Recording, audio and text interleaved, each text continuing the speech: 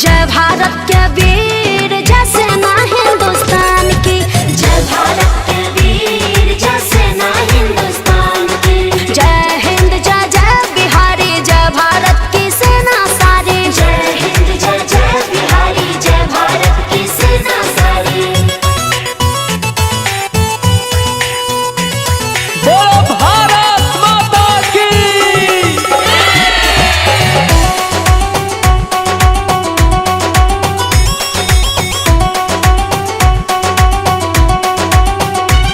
है वीरों का ये त्योहार माई रे, जो आता नहीं बार बार माई रे।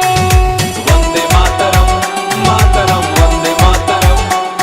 है वीरों का ये त्योहार माई रे, जो आता नहीं बार बार माई रे।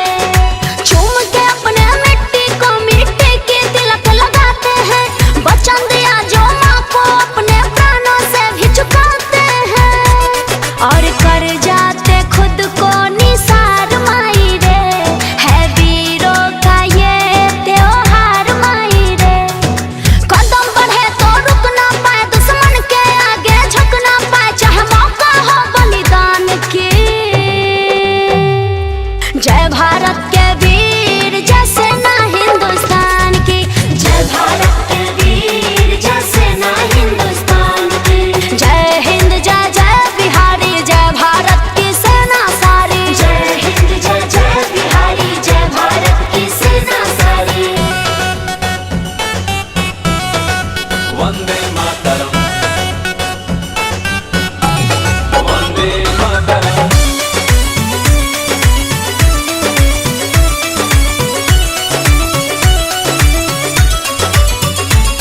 माँ कैसे ये तुमने है लाल दिए, फौलादों में जिन्हें तूने ढाल दिए।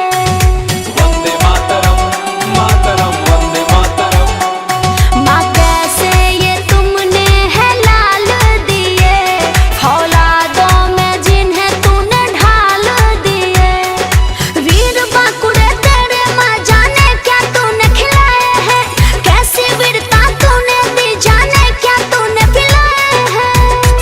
दुश्मन के लिए तूने काल दिए, माँ कैसे ये तुमने है लाल दिए। चौड़े सेना संग तेज कटारे, अंतरा शिव संग बोलो सारे, जय हो देश महान की। जय भारत के वीर